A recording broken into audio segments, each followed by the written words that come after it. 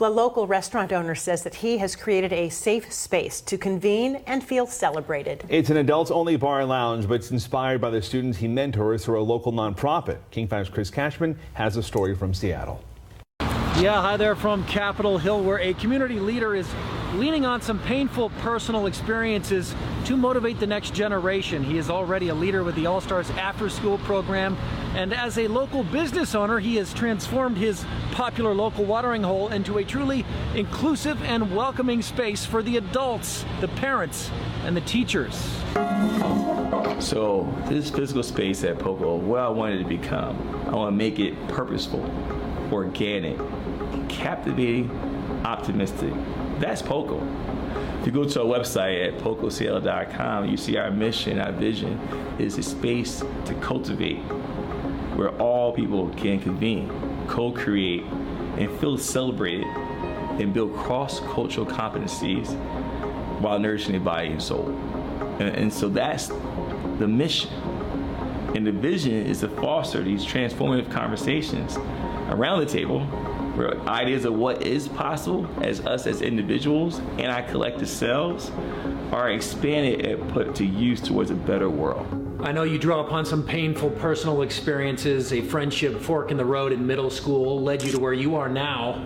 You ultimately lost that friend to drugs, and you get a chance to correct course for many kids through the After School All-Star program. Yes, After School All-Star is a free programming to students. I think we have over 600 students that we actually support over 3 schools, and very diverse to allow them to do things around STEM or STEAM, science, technology, engineering, arts, and math.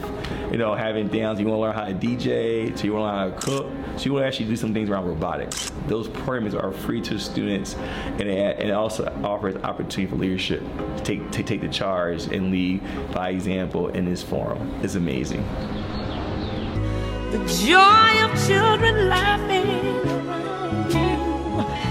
These are the makings of you.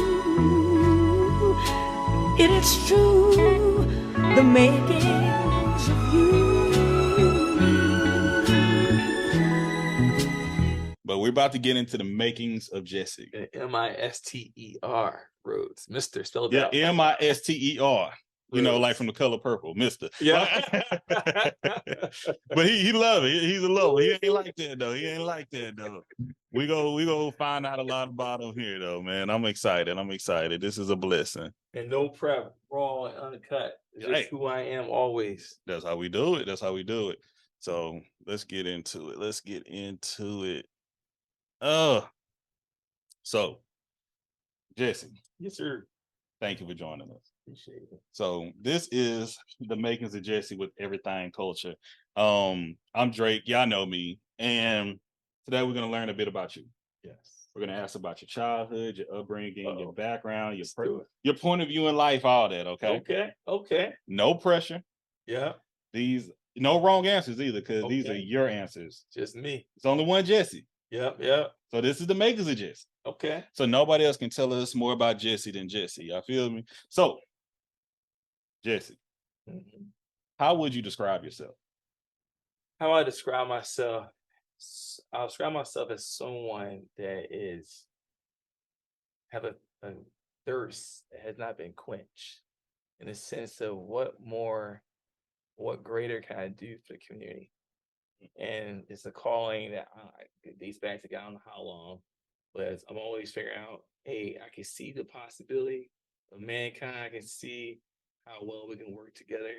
And I'm blessed to be positioned to continue to find ways to create it. So for me, I'm a servant of the community. That's how I would say I am. Serving as a community. Love that. What cultures do you represent? Philly all day. Born and raised Philadelphia, so I had to get that in there one time. All right, I read it. So being a single, Black male, divorced, 2 adult children, being from Philadelphia, that's what I know, right? And I've had a luxury to moving around different places. I lived in Arkansas, lived in Minnesota, also lived in Jersey. Although you're from the East Coast, Jersey, Philadelphia, New York, it's all kind of blended together. Yeah. But moving around different houses and different apartments and different states, bringing a different perspective. Now I'm here in Washington, Seattle. So I've been here for 7 years. So for me, it's an embodiment of all those cultures, perspectives, and thoughts for my movements and then career too. I went from consulting life to working in industry, corporate. Yeah, I was at a company called Walmart. You may have heard of that company, or that Target. And I'm at Amazon, right? And so getting a chance to, and then before that was Deloitte and Touche and Ernst and Young. Getting a chance to kind of really get a good blend of consulting life and working in corporate America and understand all those pieces. Been great. Wow. And then one more layer, take my career itself. You got I grew up in accounting by trade, but I practiced IT risks and controls for the bulk of my career. That I shipped over to IT, to HR, human DEI, which is diversity, equity, inclusion. That's what we love around here. So, multifaceted is probably an easy way to say it. I see that. We love that. Okay. So, do you mind sharing your age with us? Sure.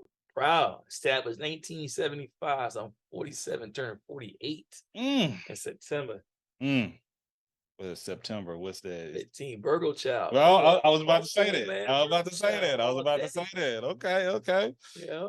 Okay, perfect. Hey, you flowing right into this. You sure you ain't listened to this before? Nope. Okay. Yeah. Okay. Look. Y'all know how we do it here. Y'all know how we do it. But thank you, Jesse. Thank you. How would you define or describe your childhood and upbringing? Well, anyone know I'm a firstborn, so you know how it is when you're firstborn. You first to learn to be curious. And sorry if I apologize for throwing some leadership principles in here by mistake of being Amazonian. What's the statement? The words or expressions or statements does not represent the organization. Exactly. Yeah. Represent me and solely me. But no, I would say for me, just growing up being curious, right? Being a firstborn, I have a little sister, I love her to death, love her to life, 2 years apart. And so with that, push things. And my parents were very flexible. I didn't have a curfew defined. It was defined based on the event. Yeah. And my mom always said, "Hey, listen, you can go hang out at that party if you want, as long as I pick you up and meet you at 12 o'clock. Now you walk out 1 minute late, I will walk up to that door and embarrass you." So I used to walk out 11:55. All right, y'all, have a good night. I'm tired. Catch y'all later. So it was always this understanding of operating of an agreement. And so when I went to college, I had that same flexibility. So my childhood was allow me to just learn who I was and knew my parents supported me and knew when I didn't do what I should be doing, that we disciplined accordingly. And so for me, just that uprooting was great. Very 2-parent home. My parents are still married. Been married now 47, 54 years marriage and counting. So blessed. Yeah, clap for that. Love that. And you kind of touched on it a little bit. So how were you disciplined or redirected growing up? Yeah. My mom and dad, tough love. My mom was, Libra, October. My dad, military guy, with Vietnam War, Purple Heart, so he definitely did his thing, 25th Division. And the branch he served was Army. And so it didn't play, and so for me, I knew that while I had a flexibility, I also had an understanding how to operate in those norms. And they know me were pretty laid back. They would, first time, okay, get the pass because you didn't know. Not the second time. And so for me, it was always made a point to make a second time. And it's so funny how that carried me in life. Because even at corporate jobs, when I was growing up in consulting, all the work I used to do always sent my product of my work product and the review notes that I got from my leadership team, my management team. And I still hold that true. If someone gave me some input about how I'm operating, what I need to do differently, I've always said, I don't want that same exact comment to repeat itself later. And I'm always continue to grow and groom. But how can I learn the first time and not repeat the same mistake? And if I repeat, was it directly a copy of the last time, or is it an altered? I didn't catch it. So I've always been that way. And must came from childhood.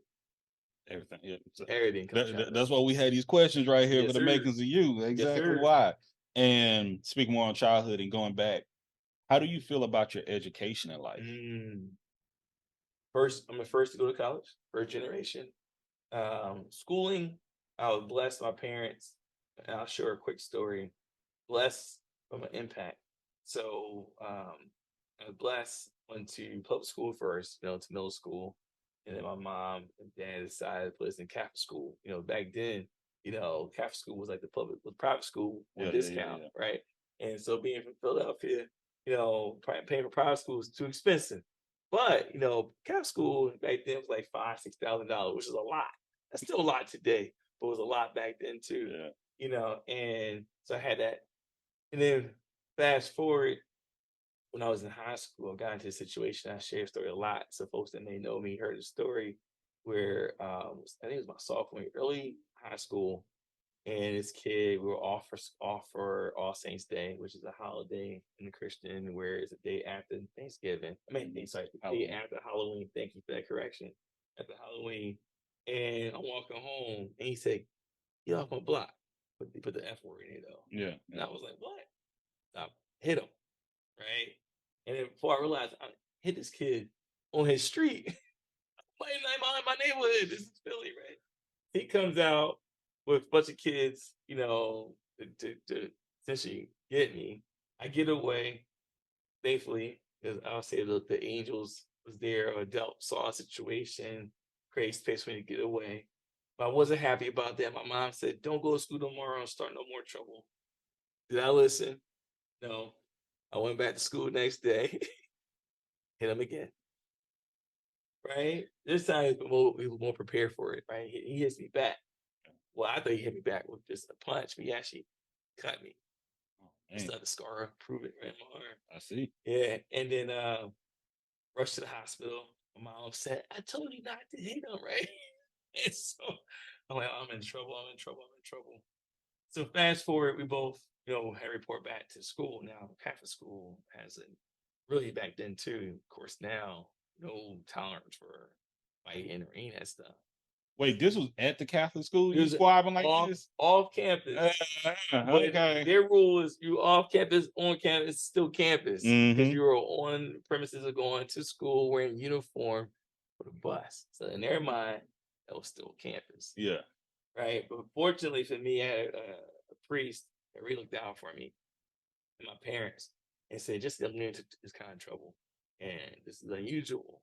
And essentially gave me a second chance. And my dad said to me, "Hey, if they ask you about what you want to do when you grow up, say you like math, you like money, say accountant." Never heard accounting? Okay, fine. They never asked me that question when I went to interview the different school, but it stuck with me. And so when I went to the school, they trusted me and I got enrolled. And I took accounting class, got an A. Like, oh, I love this. I got an A. Okay, I can do this again. And then fast forward, I decided to go to school for accounting. Went to Drexel University for college, engineering school, and business school. Rest is history.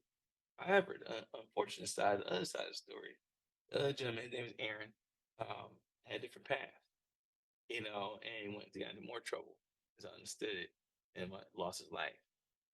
And so this sense of survival guilt has been on my shoulders for a long time of how can I help support, mentor, educate, how you navigate through adversity and how we can make decisions. We both at the same point in conflict, chose a different path. Well, led to me going first to go to college. Unfortunately, not for him. And so for me, it's always been how do I mentor and get back to others in the same life. So that shaped me in my street education as well as my academic and going to college and studying accounting and studying MIS, which is Management Information Systems. So I studied IT, technology, and I studied accounting. This before it was popular, and that really set my trajectory and my career forward. Wow. Yeah. That's beautiful right there. Yeah, I love that story, and especially the ending, where the continued to be continued where we're at right now. But when you were telling the experience being in high school in Philadelphia, first thing the jingle popped in my head was from the Fresh Prince. Got in one little fight. Everyone always says that. And then when you show back up at school, the next thing popped in my head was Marshawn Lynch. Was like, over and over. I respect all sides from your mother's advice until you like, I don't think he understood me too well. Let me show him where we're at. So we understand that, but that's amazing. And thank you for coming on once again. This is the Bakers of Jesse, everyone. And that experience that you shared, I know there's someone else out there that need to hear that, or maybe experience the same thing, or may be on the other side of that, you know, and how quickly our decisions can mold our life. Little small things, how I can make that significant change. So, going into our next question, what was your first sense of responsibility? Being an older brother. Because my parents always said, open the door for your sister. What? She got her own 2 arms. Right. Well, it was just this sense of my mom's from the South, right? My parents. And that it's the upbringing. And so understand that it's not just about me. I remember one time I got my first job working at some restaurant, fast food restaurant, and making my own money. I was all excited. And mentioning like, it's like I buy my own jacket. It was a starter jacket. Ooh. Right? Okay. Back in style. There's a different type of flex. Go ahead. I had on black. And my mom, and I'm a 49ers fan. Don't judge me for y'all Seattle Lions. Yes, and my Eagles. I am a fan of the Eagles. I'm a diehard 49ers fan. Jerry Rice, Joe Montana, Jerry, the list goes on. That era right that there. era back then. Got you. So I went to go buy my jacket. And my mom says, don't you go buy that jacket. But I said, why not? She said, can your sister buy that jacket? No, you have to be mindful. You come in here, you're working, helping, and growing.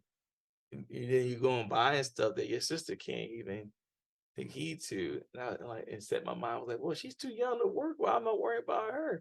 But it was setting a precedence that in the house, like we work together collectively as a family and help build together as a family. Not have to go off and buy individual things and to overextend your pockets and your money.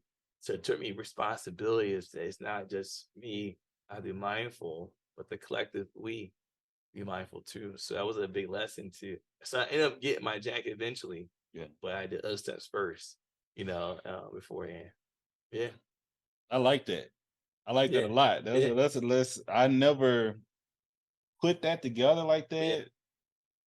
Shout out to your parents, man. For real. That's some great advice. Okay. Thank you. And thank you for sharing with us, by the way. Our next question. What were and what are your beliefs? In general? Open-ended question. My beliefs is probably evolve over time. I would say I realized the power just being open and authentic and vulnerable and not being stopped at reasoning or feeling they gonna look bad or look a certain way. This is a continuous practice, right? Faith going person, my mom, dad mentioned Cap school and religion and so forth. But the piece I'm really dive into is the understand that when you're having a conversation, if you're not being fully yourself, you're not being fully present, you're not being authentic. The person may not know what it is, but the energy is altered. And as a result, you don't establish this relationship. And so for me, I always pride myself on, hey, people don't want to see my sad side. People want to see me smile. I'm an outgoing person. I'm always happy. And jolly. And so for me, I thought folks didn't care to know about the pains or issues or concerns. And so navigating my life, always smiling, being positive, having a good conversation. I'm still this way, by the way, but positive and so forth. But what I didn't realize was I was impacting friendships, relationships, because I feel like, does he really hear me? Is he listening? I'm saying this to him. He throws this positive thing out here, right? And is he reconnecting? And how can I pour into Jesse if I feel like get this wall up? I didn't know any of this was happening, right? I thought my ego was telling me I'm making people feel happy and feeling good. When I realized that, hey, no, you have to share who you really are. Hey, I'm tired or been busy or know what? Yes, I have heartbreaks. Yes, I'm gonna divorce. Yes, I wasn't happy at jobs, right? And then folks can connect when you do share who you really are about being vulnerable. And then from there, you can truly connect and inspire others. That took me a long time learning that late into my 30s, maybe 40s, right? Realizing the impact. So I always tell folks, if folks are listening, even past relationships, especially as men, Yeah. I apologize on behalf of their earlier version of myself of not knowing the impact that I had by not being my true self. Mm. Thinking that I was guarding you. Reality was I'm guarding my own self. Speak on it. Man, when I'm happy that you mentioned ego. Thanks. And I just pulled this together. My background working with families and children and major in psychology, but I highly believe your ego is created from your insecurities. Oh, thanks. And when you're saying all those things, you're protecting your insecurities with the ego and by saying, oh, everything's good. And everything you're saying, I'm right there with you. Correct. So, and the maturity and growth you have in life, even right now, stating that I apologize, I recognize it from my previous self and apologize is very mature. Once again, it is an adult thing, and thank you for that. You don't know you got to be grown, but it's just maturity right there and growth. So we appreciate that, especially here on this platform. Oh man, how you feeling? Good, man. Keep it going. I love this. Okay. Who has been the biggest influence in your life? Parents, hands down, parents. They still married, 54 years and counting. Hands down, my parents. Yeah, and then I was sitting right behind my sister. She probably be shocked to hear that right now. Oh. Yeah, I love her. Love her life. Her and I, we always do the complete opposite of each other. But we're not. But we say we are. Like I have high blood pressure. She has low blood pressure. So even even from that point, right? But just her calm. She has 4 beautiful daughters, my nieces, and just seeing her thrive in her way, and it's always been. So those are my immediate. And then you got other folks. I would say as I start to navigate my career, where had some great mentors, great advocates in all my corporate jobs, with my current one, and those really inspiring me to see it's bigger than me. That work I'm doing, that folks are counting on that, and so for me, and my mentors included, and so that I've been fortunate to have at least 1 or 2 mentors per company I worked at, and for the most part, I'm in straight direct contact with all of them still. Even going back to my Deloitte days when I first started out, to my Walmart days, and my Target days, and now here Amazon days. I've been blessed to have those connections and people inspire me, look up to. Right. Mentorship is an awesome thing to have. Yeah. That's something to value. I know I've been a mentor for years, and it's work.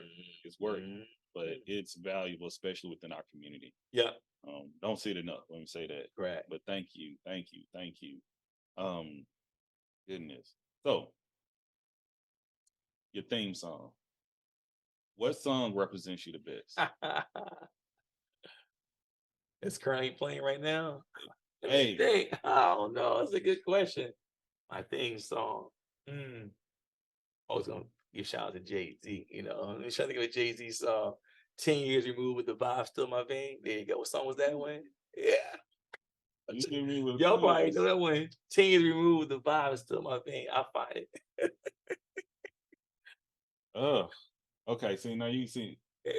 See, I've been on my southern kick. They probably posting it right now. Let us know if y'all got that. Let us know if y'all got that. I probably know. We'll hook you up. We try to give out little giveaways here and there. You always say, we'll cover your lunch, but your lunch need to be $16. Okay, got to be under 20. Depending where you're going. Or Tropical Quest left my wallet in El Segundo. That's a good one too, because sometimes we move so fast that we move so fast we leave things behind. that could be valuable. And sometimes you reference back, say, oh, I need to reference back to this.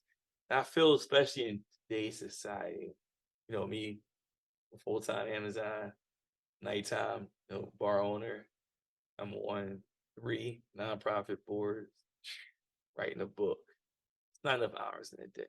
And I know this. I can't do all this every day, right? Team is important. I have a strong team here at POCO. Blessed to have that. They run it, right? I call myself the investor. They run the operations, right? Amazon, strong team, right? Amazing leaders, amazing boss, amazing team that helps a lot. Same with nonprofits, got amazing boards. And so I always say the can't do it alone. Hey, sometimes I lose my wallet in El Segundo. I have to go back and go get it to make sure that we're keep myself accountable, the actions I'm taking, and making sure that folks rely on me too. They'll go back and get that wallet to finish the job we set forth. And so I've left my wallet a few times at El Segundo, and I go back to make sure that POCO is being supported. The nonprofit After School All-Star, which is here in Puget Sound for middle school students, is supported. To making sure Amazon is being supported, making sure I'm doing my job in the DEI perspective. And so, and acknowledging if those wallets get dropped, that someone will also be there to help keep me accountable too. Say, hey, Jesse, do you have your wallet on you? Yeah. Oh, thank you for that call out. I appreciate you. Let me go back and grab it. So maybe Tropical Quest. I remember the Jay-Z song later. We'll come back to that, but man, amazing. So you mentioned board of nonprofits. Yeah. The 9 to 5, Amazon. Shout out to Amazon, by the way. Yeah. You mentioned POCO Bar Lounge. Shout out to POCO. What other interests or hobbies that you get into? You asked that question before. I said, I think going back to survival guilt, I find the mentoring and the connection is my hobby. POCO is my passion project. I got to pull this up. You go on our website, POCOCL.com. Shout it out. Yeah, you go to our purpose page, you'll see this. I thought about POCO on 2 parts. One was you walk up POCO Wine, it used to call POCO Wine Room. It's been here for over 17 years. Previous owner had a vision, a wine bar, and got 2 levels.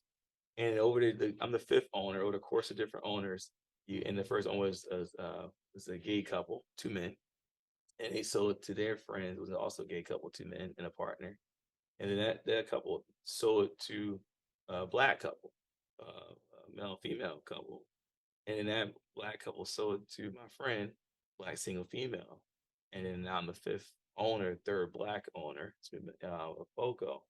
And over those years, you had this shift from POCO Wine Room to POCO Wine Spirit to, as I'm calling, POCO Bar Lounge, more inclusive to both non-drinkers and drinkers. When it comes to the lounge and hang out, have a cocktail, a mocktail, or no tail, right?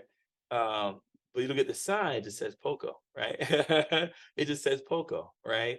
And I'm like, what does POCO mean? We know POCO means little, Paquito, Italiana, and English and Espanol, right? But the wine room was covered up. And so on the street it says POCO. And so I thought about it. I said POCO, purposeful, organic, captivating, optimistic. That's POCO. And our mission statement. And our mission, I'm wearing my glasses. Our mission is to cultivate a safe space where all people can convene, co-create, feel celebrated, and build cross-cultural experiences while nourishing their body and soul. Now, that took a long time to write that. I was tying in both what I do in my day job, or diversity, equity, inclusion, my love for humans, and my experience here at POCO before I own it. I was coming here on first dates, hanging out, right, or business meetings. I can't do first dates anymore. That'd be kind of weird. I was like, and I have a lady now, so that should be even more mad. But right, but at any rate, so yeah, and then my friend was looking to sell it, move back to the East Coast, and I said, you can't sell POCO. I was passionate about it. I never envisioned being a restaurateur. Yeah. But the energy, the community that represented, I felt it in the space, had to be cherished and celebrated and nourished. And so I'm blessed that she gave me the opportunity to take over. And I had no clue. I'm only 18 months. I'm still learning how this thing works. What I knew was one thing to keep intact was the sense of community, for community, by community, creating programming, creating space. That's like I call it like after work program for adults, where you can come and let your hair down or let your beer out, right? Right, and get informed, like things like just having conversations like we're doing right now, and doing things like spoken word or speaking series around DEI, to releasing stress, to painting sips and art on the wall, to live music being played here. How I create that space.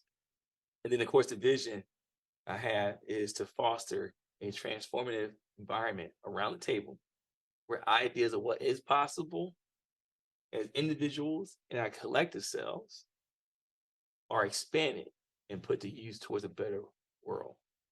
That's the vision that I have. That's the intersection between my childhood to what I do at Amazon. I moved from being the accountant to DEI work.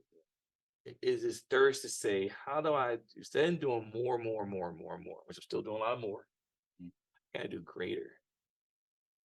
And so my thrive and thirst and here at POCO is to create that sense of community and then replicate it in other communities. Let it self-thrive, continue to replicate. And then the book, similar, scale that way.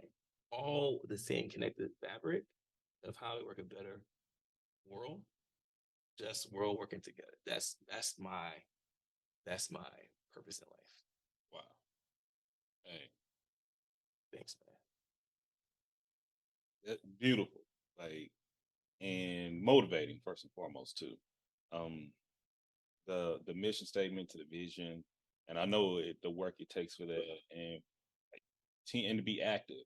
For the people who I've spoken about you a few times, like, man, this guy Jesse, everywhere I go, he's there, and it's just saying a good spirit, good vibes, and it just seemed like, once again, it's just like God put you in places to make the world greater. Everything you're saying, so you're doing an excellent job with it. I would say that first and foremost, from my perspective.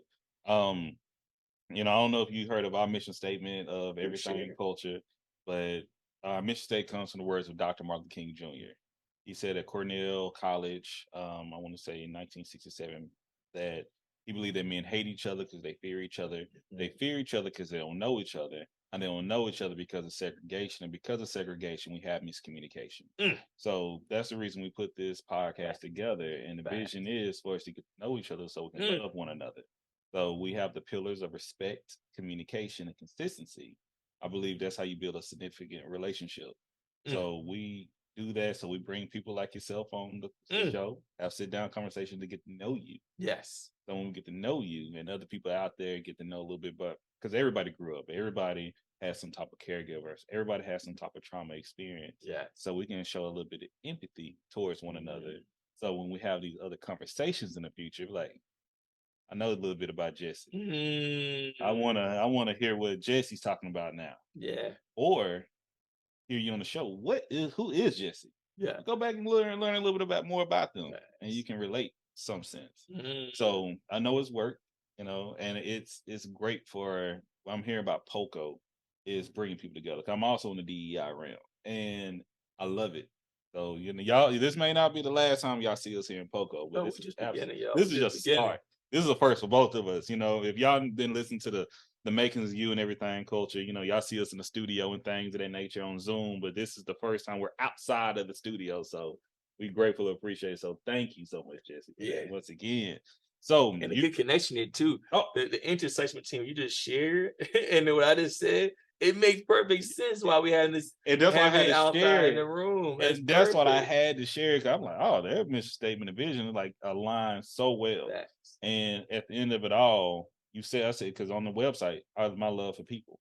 Yes. Love to see significant change for people. Yes. And once again, I see it on a day-to-day basis when we can sit down and converse with one another. Yeah. I've seen amazing things happen. Yes. The connections that go forth. Like, I'm from the South as well. I can't tell you how often just sitting down talking to someone, who your people. And happy Juneteenth, everybody. Happy Juneteenth. Yes. And happy belated Father's Day. Thank you so much. Well, thank you, man. But Appreciate you. when I tell you just that question right there, who your people, I find out people I've been knowing my life, we are literally related to one another. And the connections we have, friends, family, the 6 degrees of separations, all of that is true. And at the end of the day, real conversations come from genuine, real folks. So I love it. I love it. I love it.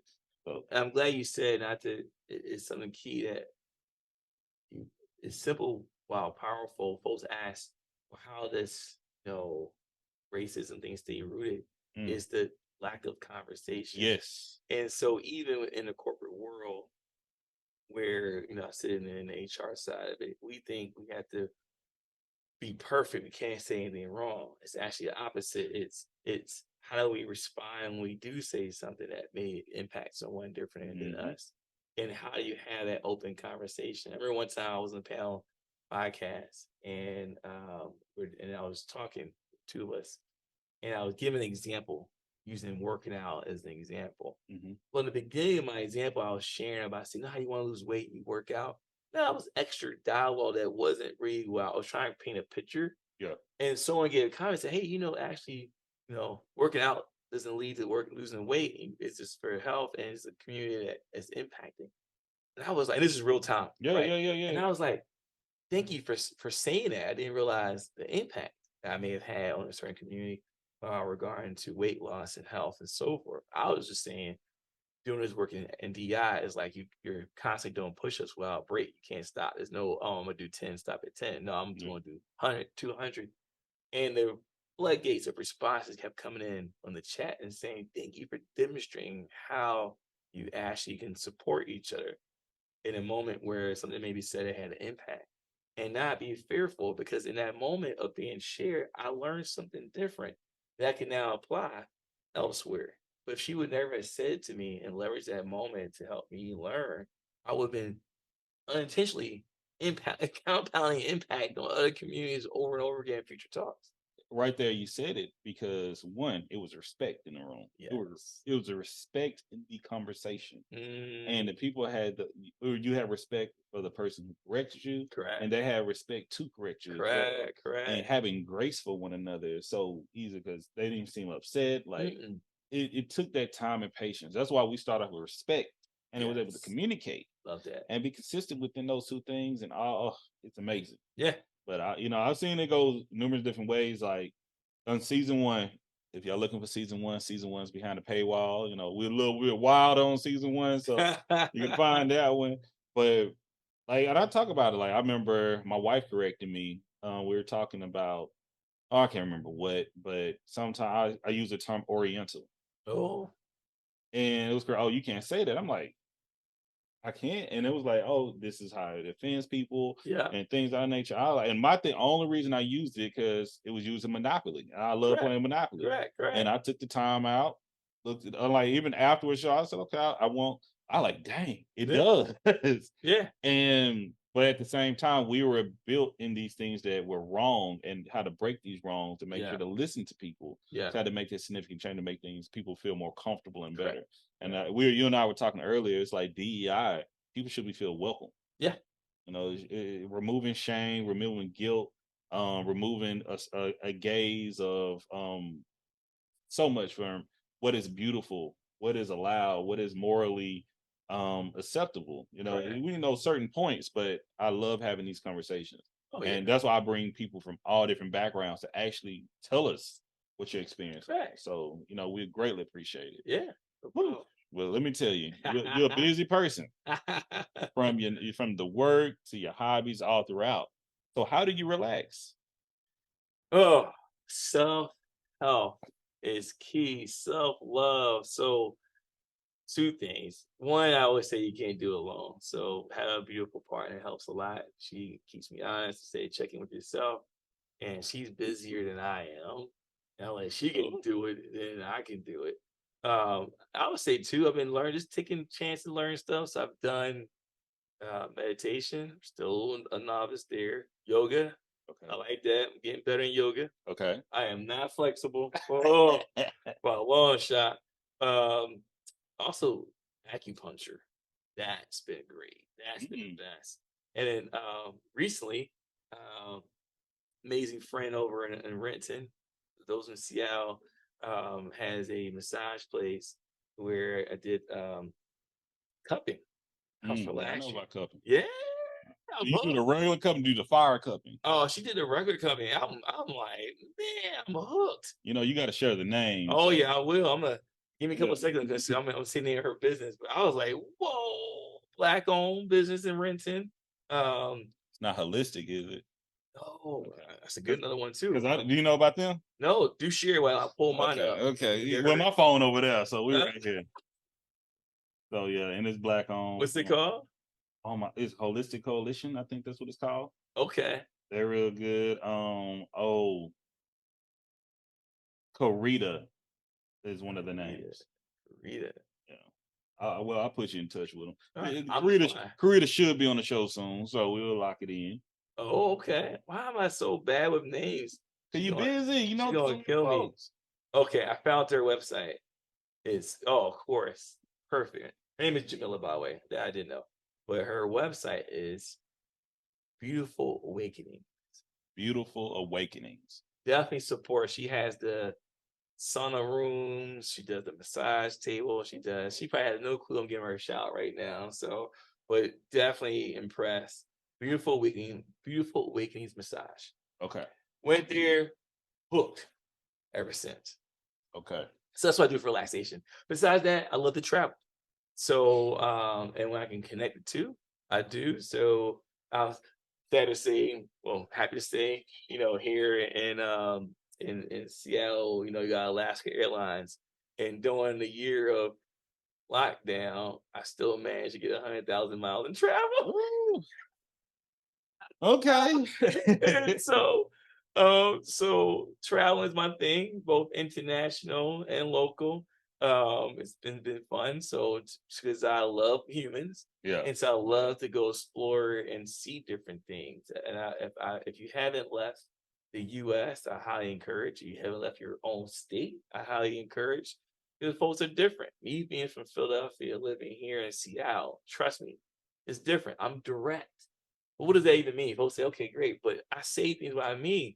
However, I realize that on the listening, how it lands for someone in Seattle could come off harsh, because if he's saying that, he must really mean this. No. What I said is what I really meant. If I don't make that visible, Yeah. they don't know. So when I travel around the world, I get different perspectives. And last year, oh my God, I spent time in Cape Town twice. Went there in October and again November. And the takeaway for being on the motherland, putting your feet on the soil and just being connected, changed my life forever. Wow. That's a motivation right there. Yeah. Goodness. So I'm excited for this next question. So this is a 3-parter. If you could recommend a book, a movie, and a television series to our audience, to our listeners, to our supporters, to our viewers, what would you recommend? First book is for everyone. Black, white, all backgrounds, everybody. The Black Tax by Sean Rochester. Quick, easy read, but really he does an effective job on re-dissecting the tax on us as African Americans, on everything from buying a home to getting car insurance to, and I'm gonna give away a little tidbit. Like, you go to a car dealership and you feel all great, you negotiate your price down. This is before the days you can negotiate your car price down. By the price you got to yourself to, and you feel all good about, a white male coming in the same space and a starting price for negotiating is lower than when you negotiate your price down. You compound that with then getting auto insurance being charged at a higher price. And so the Black Tax is a powerful read. Insightful read, goes in the past and also at the present.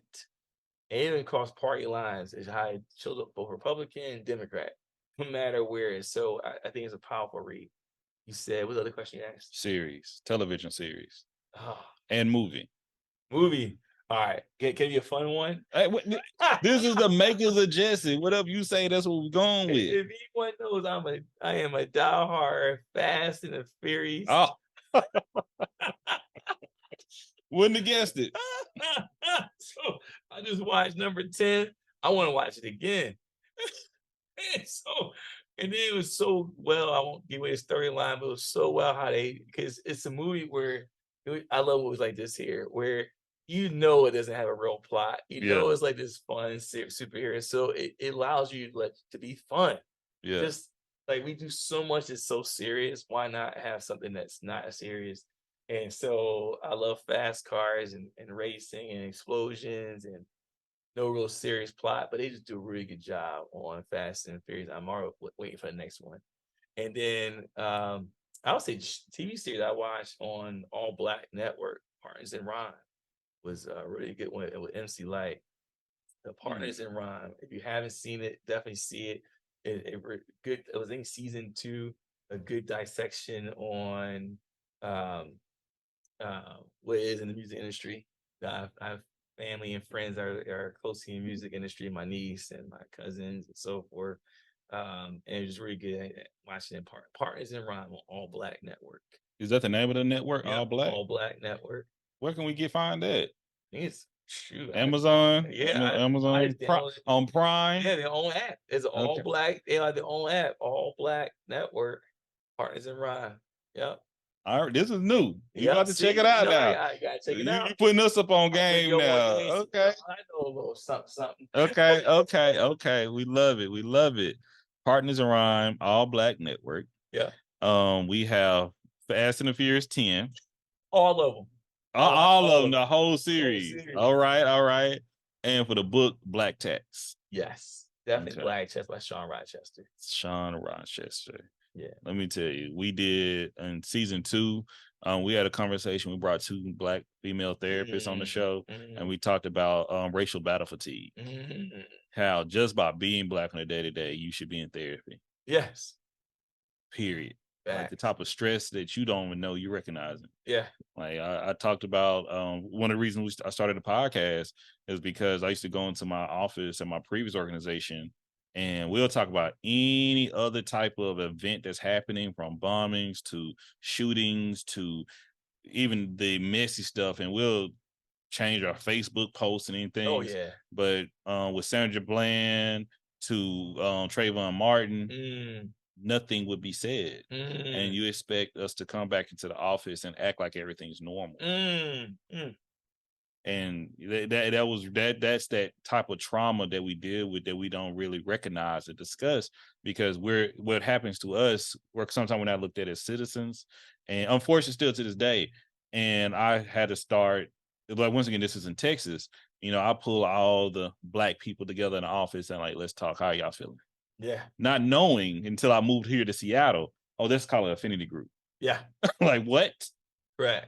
And I was doing this like, we need to stick together. If you need to take some time, don't pressure it. Yeah. And it was no support from HR. And now that I'm in HR, I really try to sustain those spaces of comfort, and not only in those spaces, but hey, make sure we have those spaces. And it's not a secret that we need those. And everybody should recognize, hey, what we're dealing with, and should have the same type of feeling. You may not feel the same way we feel, but this is what we're going through at the moment. It's not just like, hey, oh yeah, it's just every day. No, we feel that, even what happened with from George Floyd, but especially with Ahmaud Arbery. Yeah. That was me. Yeah. That was legit me. Yeah. So I'm definitely going to check out the Black Tax. Thank you for sharing that. And when you're sharing, a couple of thoughts came out of my mind. I'll put out this I'll forget later. One is the importance of, like you said, mindfulness and wellness, especially for Black men. I'll come back to that. The work we do, it's taxing. Yes. In DEI, because when I was in finance and accounting and doing IT risk, I left my day job and it was done. I did an audit. The audit was complete. I had a finished product. Deliver recommendations to the company and make upset, whatever. It's a little anxiety there, but I was done. Right, it was over. Right. This work here, it's never over. Never. Ever. So I go home, I'm still Black. Right. I wake up Black. So I have both the lived experience and it's balance of patience of like, to me, it seemed like common sense things we should be doing, and like why we made the move. And then you realize how systemic things are Mm-hmm. and how it's embedded into our policies, our procedures, our standards, our technology. Because humans create all these things. So the biases we put inflicted into our tools and behaviors. And so I've learned, and I saw a quote before, have grace. Every day we take steps and actions to make it to move forward to a better world. You know, thankfully 18 months ago I decided to take the venture on POCO, and hopefully I've impacted some lives. Over my 47 years, I've mentored God knows how many people, and I hopefully had an impact, in their lives. Like mentors have had impact on my lives. And I say we won't be here to see the outcomes for our work. So I want to share an example. Sitting below a tree, that tree was planted by someone else, Mm-hmm. right? The benefits of being on that tree to go plant another one. But so that person planting a tree may not been here. They definitely can't see it the way it is now. And so realize we got to keep planting, keep planting, keep planting, and knowing that the work we're doing is meaningful, as much as folks will challenge us, still lean in, but then give grace to yourself. And I would say growing up, I never learned how to feel.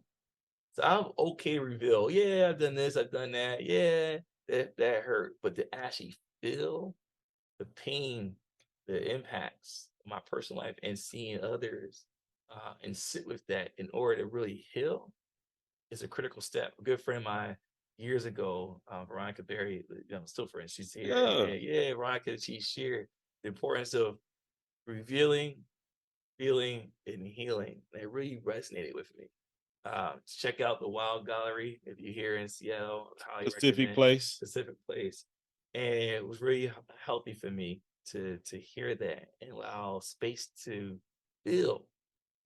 And as men, we're not taught to feel. We want to bounce past it quickly.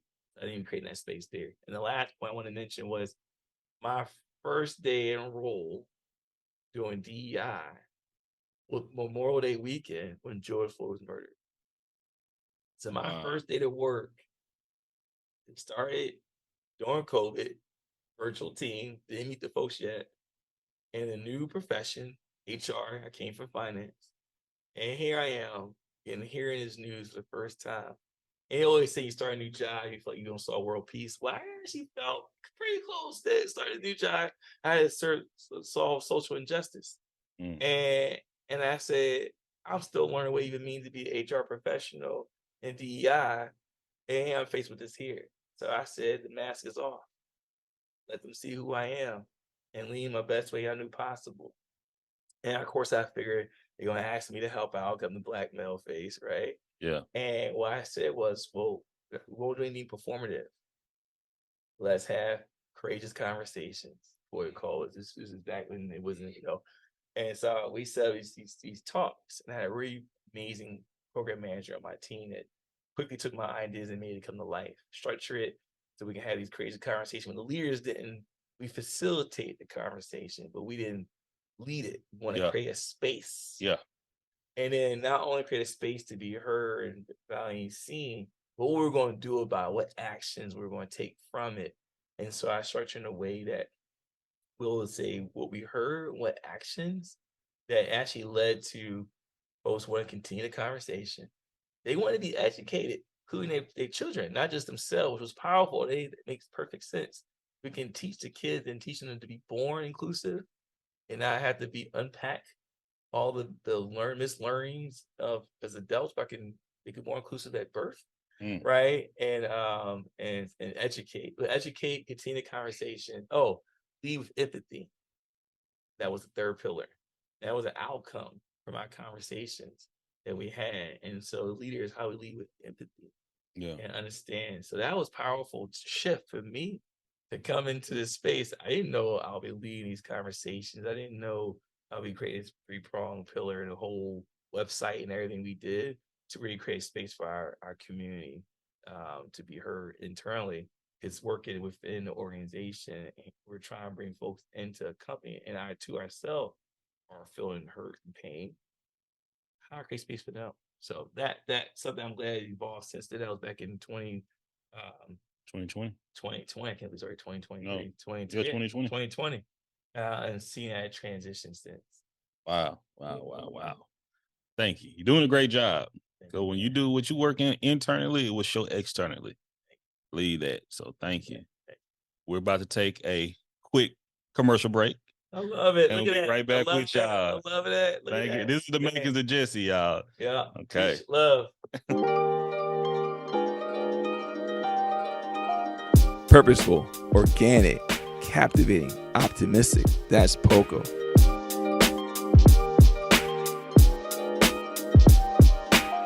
Our mission is to cultivate a safe space where all people can convene, co-create, feel celebrated, and build cross-cultural experiences while nourishing their body and soul.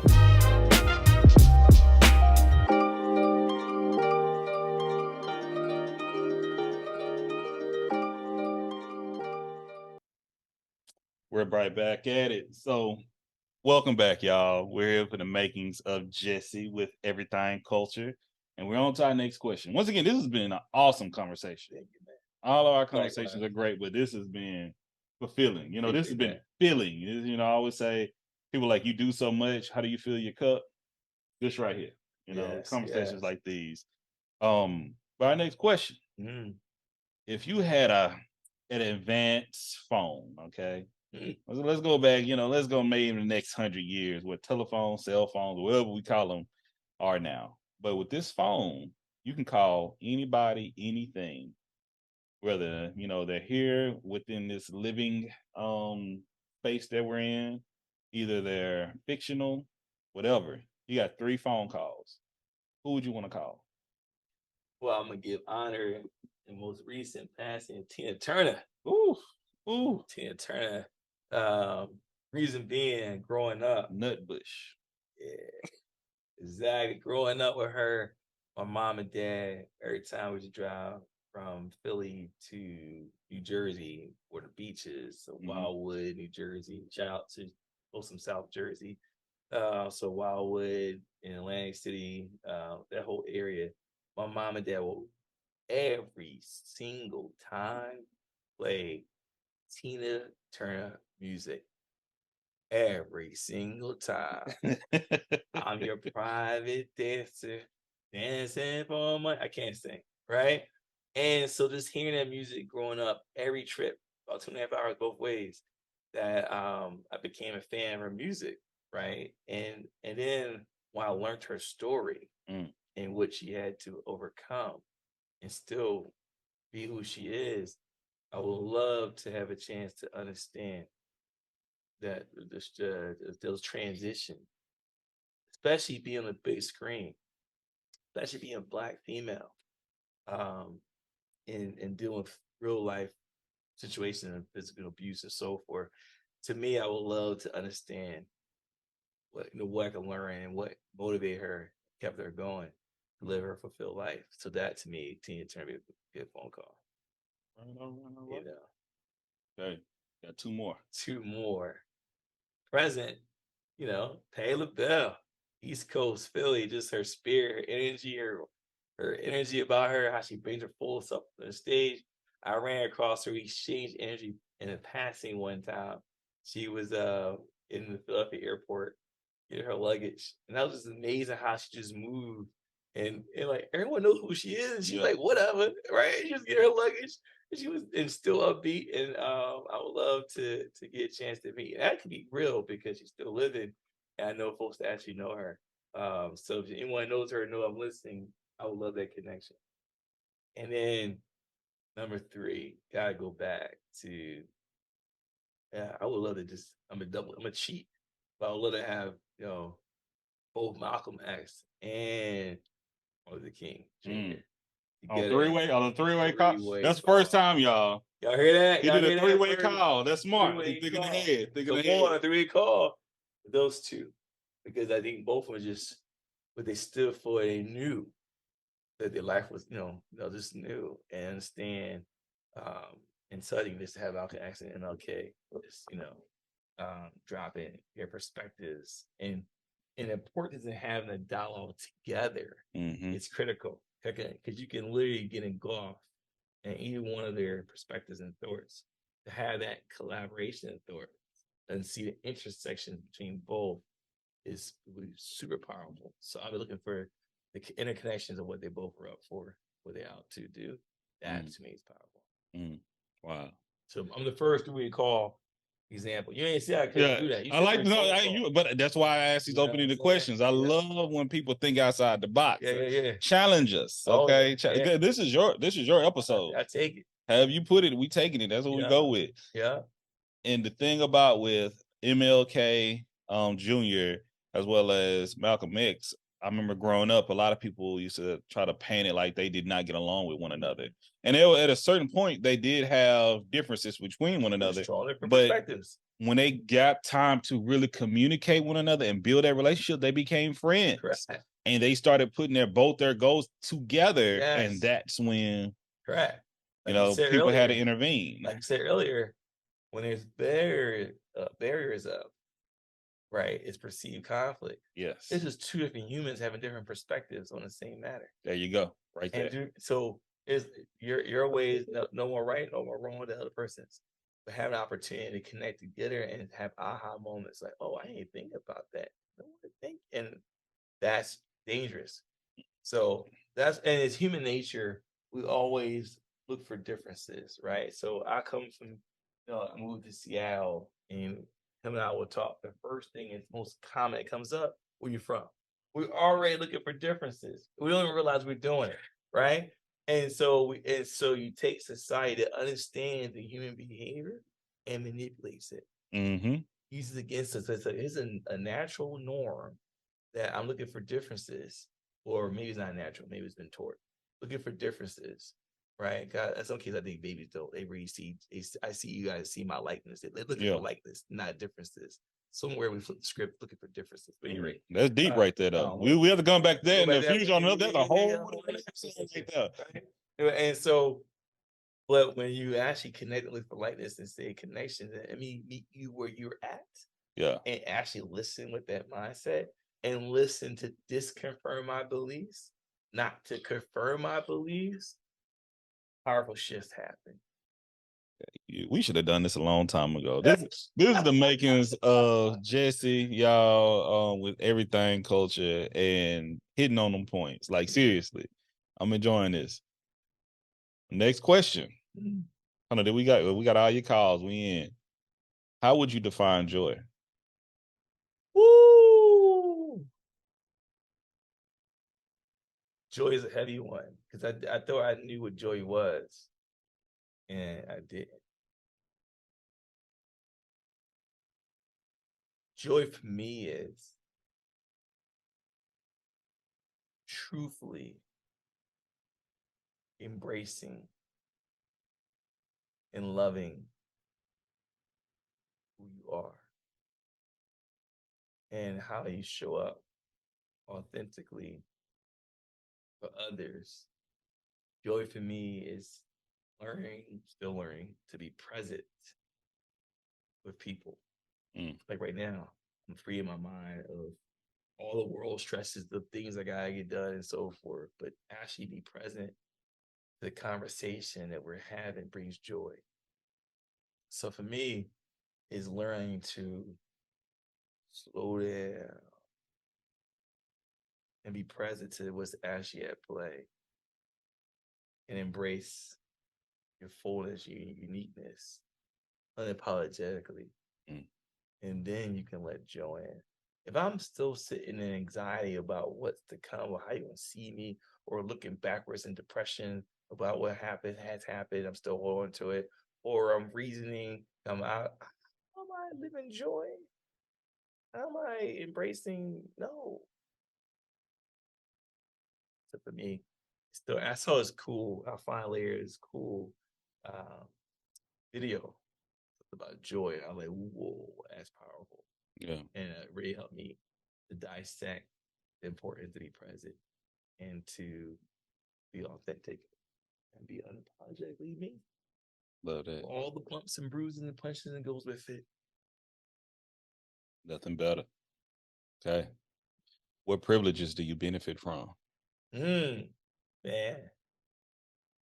that's definitely a learning once I have my DEI hat. Hey. I say this is what I'm learning my DEI profession. I didn't realize that for a long time, I didn't realize the distinction between, I do now, but at the time, a long time being Black male versus, just being Black and versus Black female. Mm-hmm. And understand how important it is for us to show up and the impact. So my mind, not an excuse, just my way of being, I like to analyze everything. I'm very analytical, which is probably why I'm not surprised. I'm in the field of accounting and finance, right? But apply wrong can come across wrong, especially if you're talking to a woman, and where you could be seen as gaslighting, things like that, and learning how to unpack what that meant was different for me. Because when a guy talking, I don't have that sense of feeling.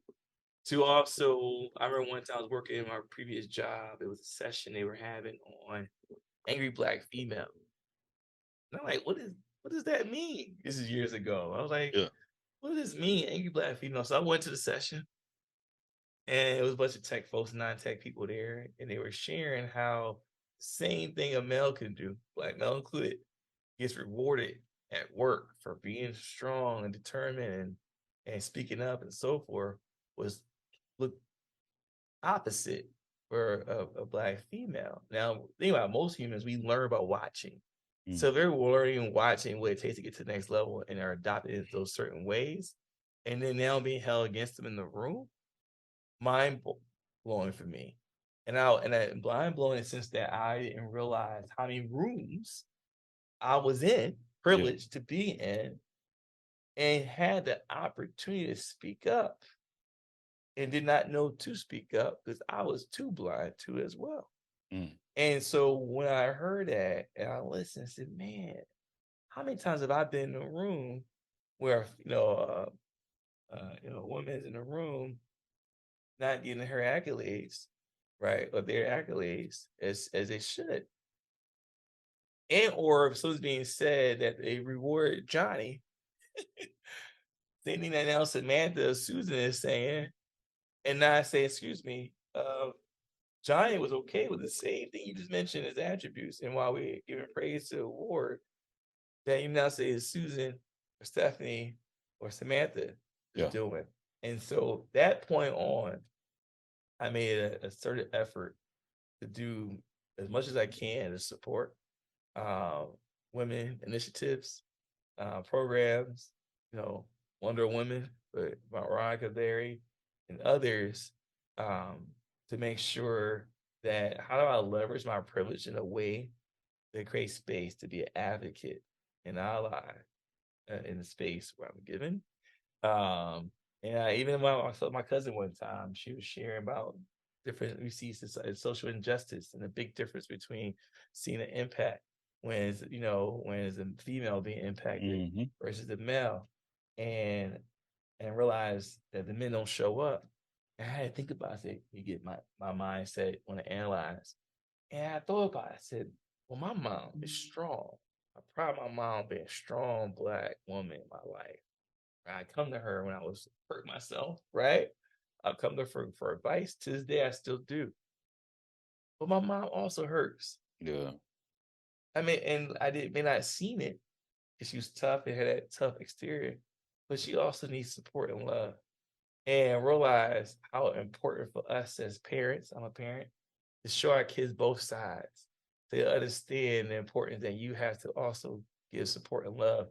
So I've been on this journey making sure I tell our brothers how important for us to be present and show our support. And we make a mistake, own it. If I say something inappropriate, own it and say, I apologize, that was not my intent. And I was blind to it. Thank you for bringing it to life. And I felt horrible when it happened. It hurts my heart. So I figured out how do I transition and adjust and move forward. So for me, seeing that, and my daughter It's a good reminder me. He reminds me of this all the time. Dad, not just my mom, not just my significant other, but my daughter is a good person to help keep me in perspective of how we show up and should show up. So I'm still a pupil. I'm still learning on how to best embrace my privilege in that aspect. And I'll say one more: corporate, our job, sit in the DEI space, creates a space to speak up unapologetically is actually expected on not behalf of just my community, but all communities. And not fearful of being wronged by it, but also be seen as a subject matter expert in it. And that's a privilege to leverage and make sure that I don't take it lightly, and because of big responsibilities. And I know there's an expectation. And for me, the biggest reward is when I don't have to speak up in the room, when the leaders speak up in the room and I don't have to. That means my opportunity of influence and impact is seeded itself. And I know the work is never done, but I know we're at least moving up the maturity curve in that room. So that's another privilege of your work privilege and your level, my position, my level. And I can go on, but that's a couple. See, I was, I'm not even at the level you at. I'm like here. I'm still NBA intern, man. Okay. But I'll be like, because I'll be in some of these meetings like, do I have to say something?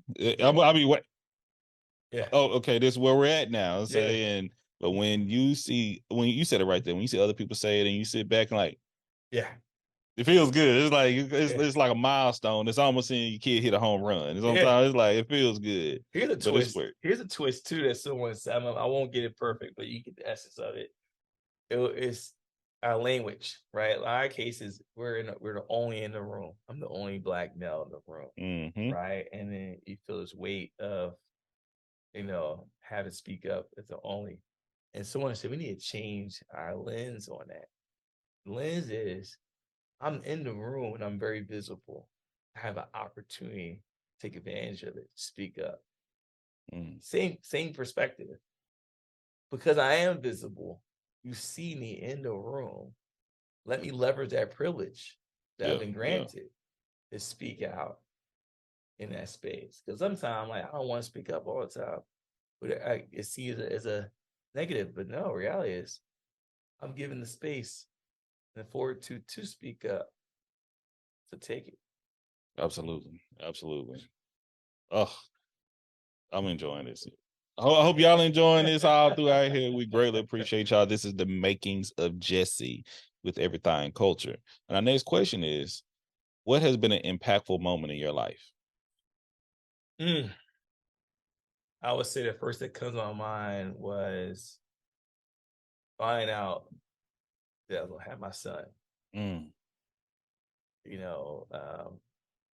girlfriend at the time was not married. I was in college. I finished college. I just graduated. She was in college. And she was having some pains and so forth. And I was actually hopeful I said, hope she's pregnant and not something worse. Right? Yeah. And blessed, she was pregnant and not something worse. And so she gave me a call and said, I'm pregnant. And man, that hit me like, whoa. I just started my job at Deloitte & Touche, new career. On my first flight, I'm from Philadelphia. We don't fly. It was always local trips. So my trip was from Philadelphia, New Jersey. That was a trip. Yeah. At the time, never been to New York yet. Never been. You stay in your own town, right? Never been on a plane. Here I am, my first flight out of state to go to Colorado, and I find out she's pregnant. And it really shifted my mindset on the responsibility that is beyond just me. I have a life to take care of that's coming. And not just my son, Jason, but also her, Melissa, that had responsibility to take care of her and Jason. It shifted my mindset and took my job very serious. It wasn't about me.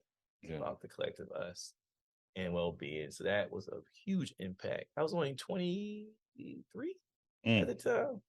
And then fast follow when we had Jason, he was 3 months old. And I'm trying to be super dad, try to work super person at Deloitte & Touche. And wasn't sleeping. Still don't sleep much now. Yeah, I was about to say. Wasn't sleeping back then either. and fell asleep behind the wheel.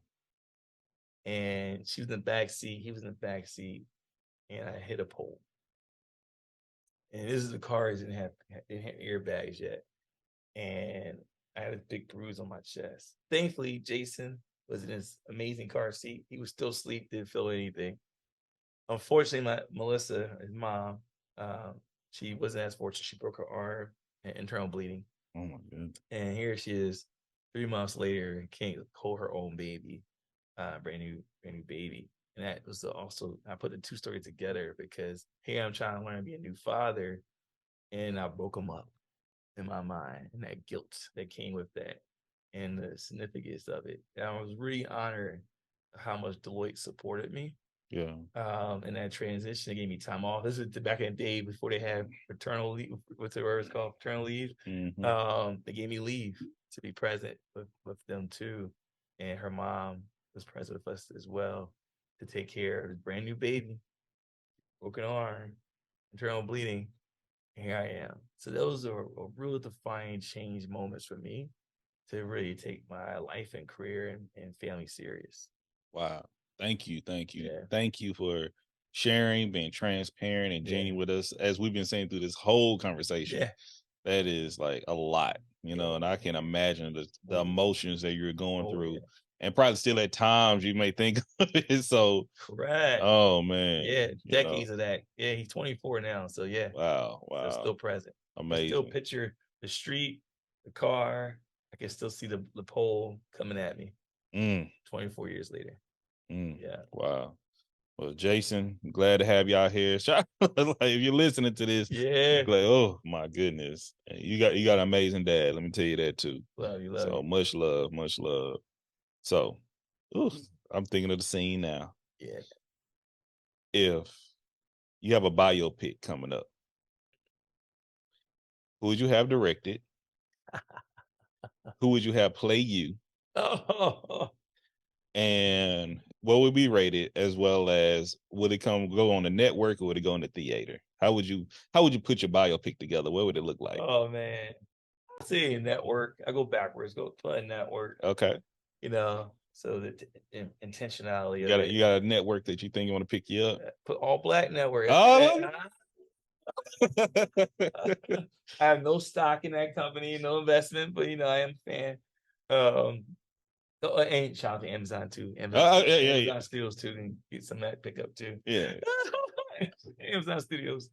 I would say who will play me? Denzel Washington. Oh man, let's go with Denzel. Okay. A fun fact: every time I travel international, for some reason people call me Denzel or Wesley Snipes. I still don't get the Wesley Snipes. It's the cool, man. Maybe maybe I don't know, but Wesley Snipes and Denzel Washington I get all the time. And who would direct it? I don't know.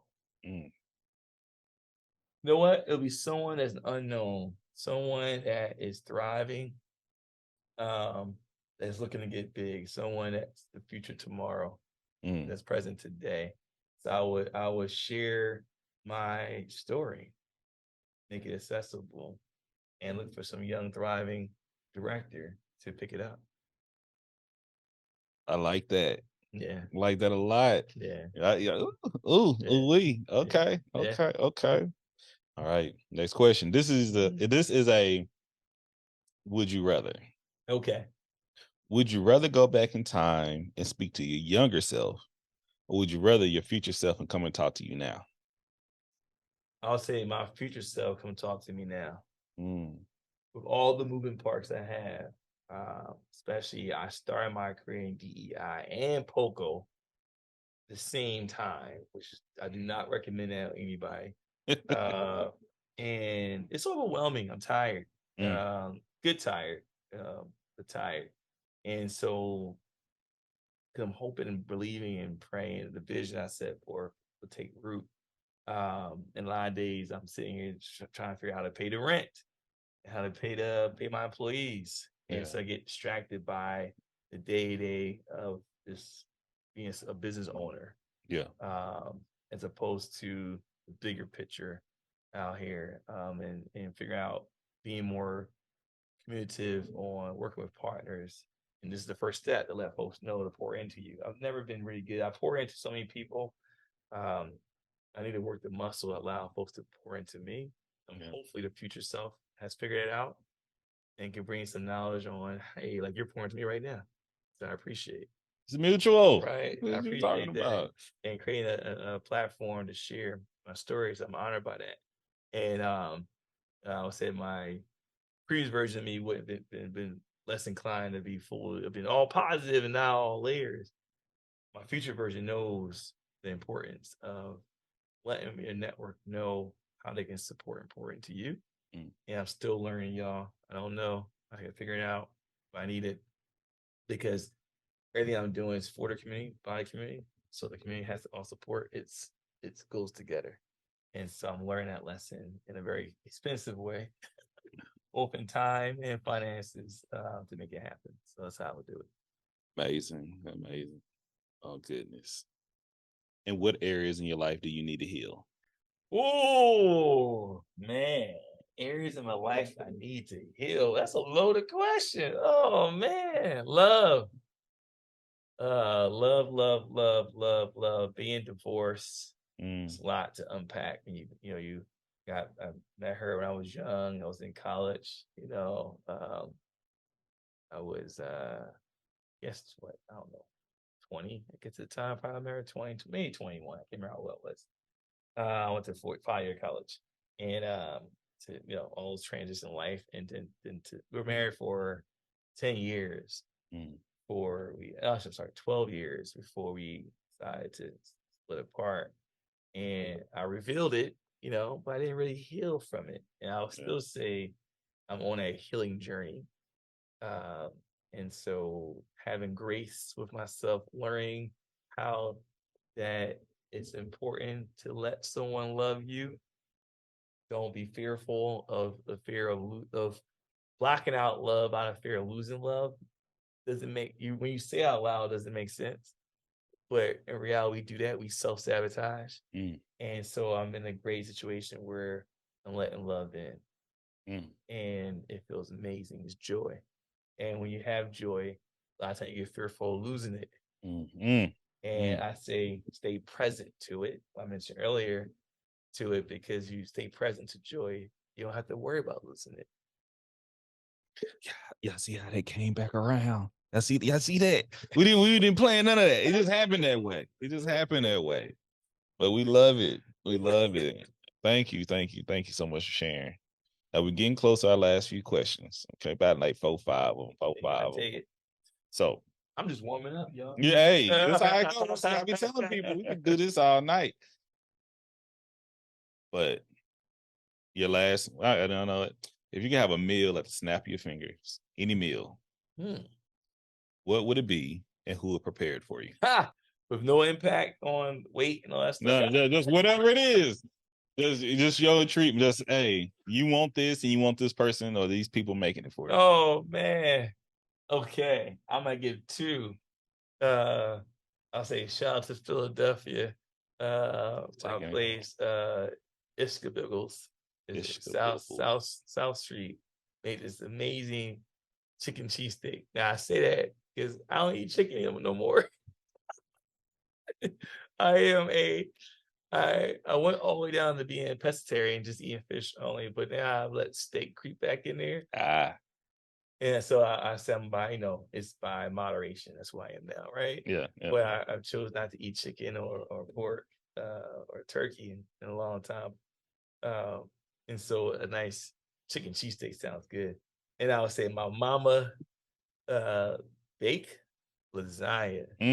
Okay. All right. We rocking right now. That's what I'm talking about. She make baked ziti and baked lasagna. Both are good because they both taste the same as different noodles. Yeah. But I love my baked lasagna. I haven't had lasagna.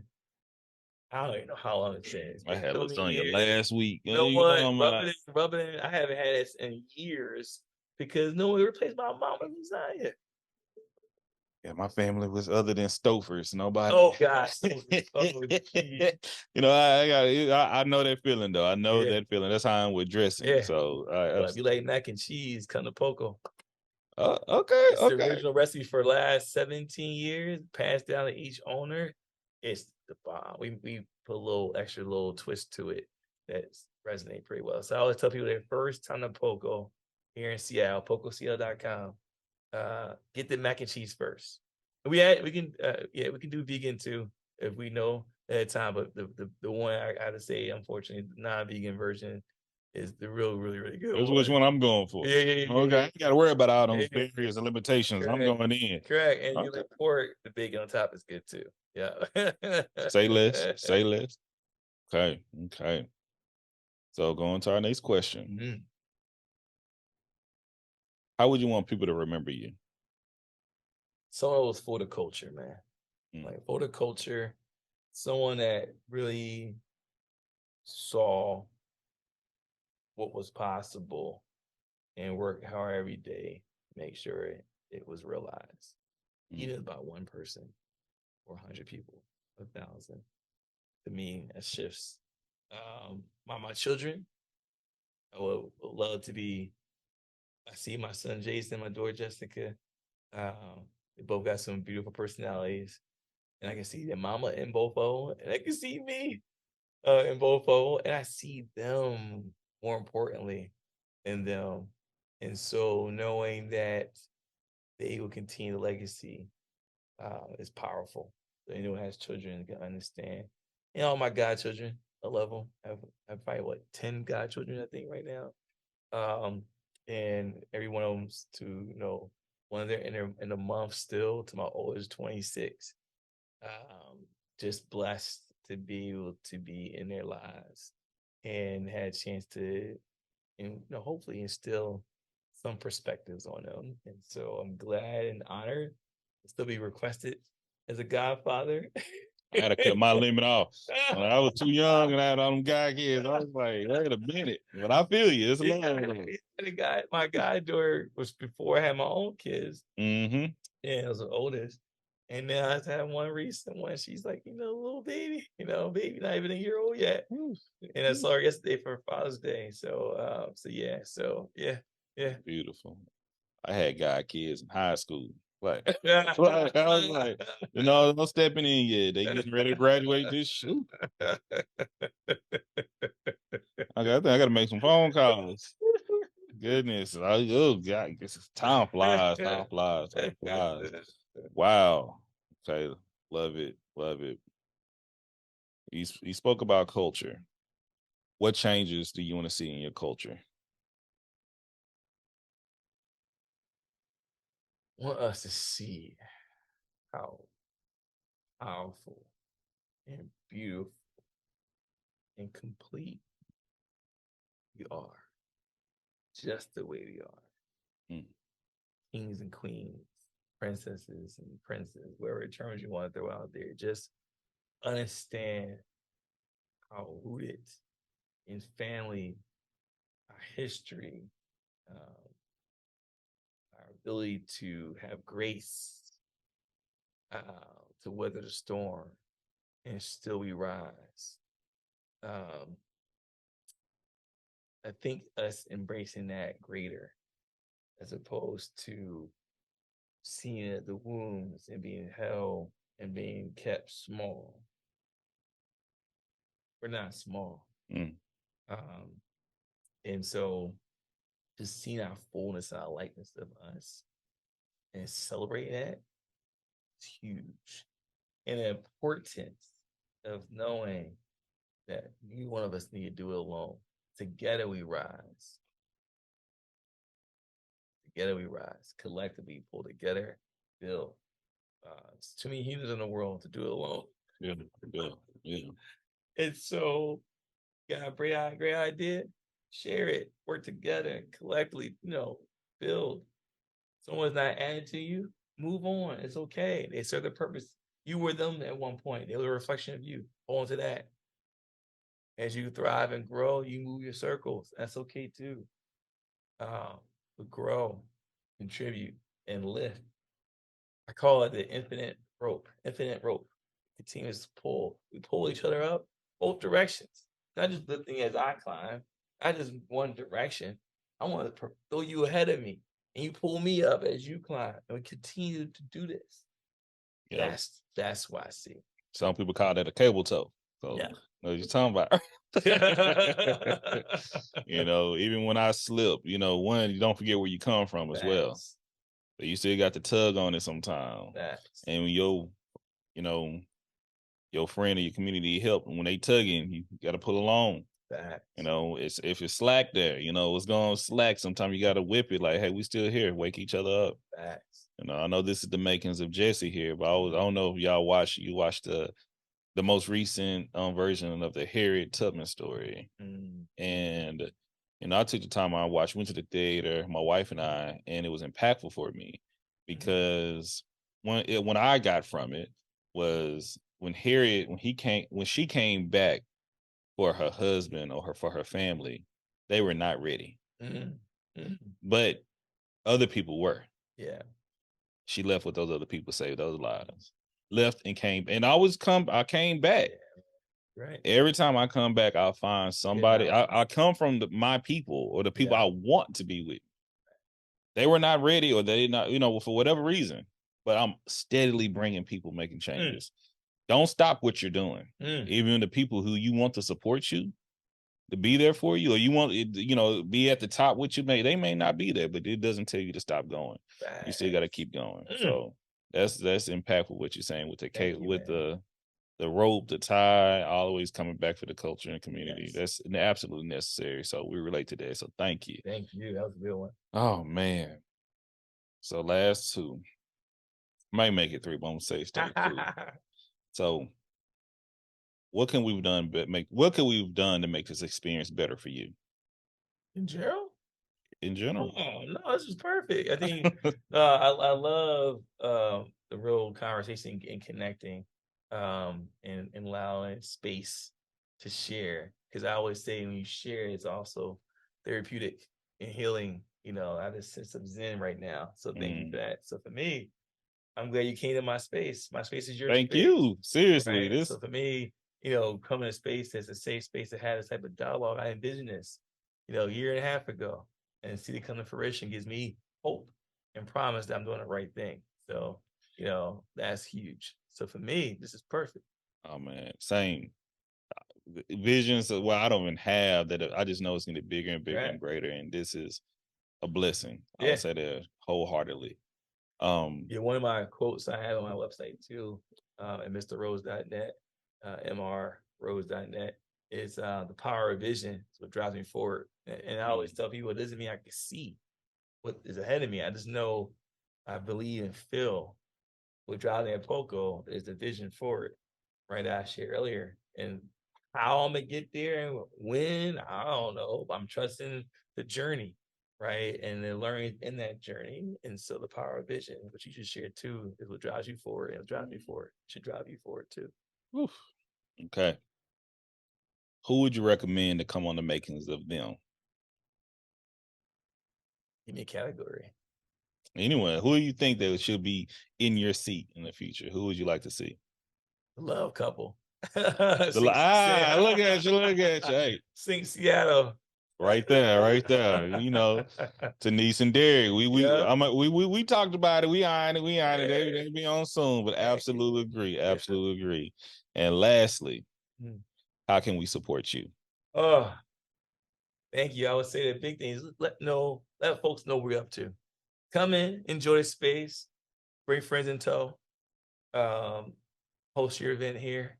Know that you do not have to ask for permission in this space called POCO.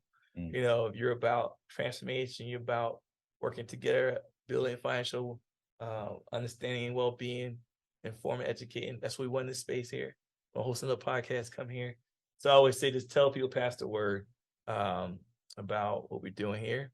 And hey, when a book comes out, come we read more. You heard a lot of some pieces coming from there too. It's kind of POCO. Come hang out and chill. Tell other folks. That's the main thing. Because I think have a space for us by us where we can let our hair down and have some real talk conversation. It could be about financial literacy, real estate, to estate planning, to I just want to have fun with a cocktail and mocktail and no-tail, to I'm wearing some good music, you know, live music, or participate in spoken word. Come here. Space for you. That's what I really want. This is why I had it. This is why I'm doing this for y'all. Wow. Oof. Hey, you done it. You did it. You've completed the makings of you with Everything culture. Congratulations. Thank you. You made it through. You made it through. Oh, so you good at I love that I'm good at plugging you too. Yeah. But if the people are looking for you and you're trying to be found, where can they find you? Let us know. Best way you want to find me is, I mentioned the restaurant, so POCO, POCOCL.com. That way you can find on Instagram, you can find on Facebook, you can find the website.com. Also, you want to find just me, so I would say MisterRhodes.net is all about my network, right? Yeah. So MRRHODES.net is the best way to find all things Jesse, about my bio, about what I'm up to, actually connect to my website. So MisterRhodes.net is probably the best and easy way to find me. Okay.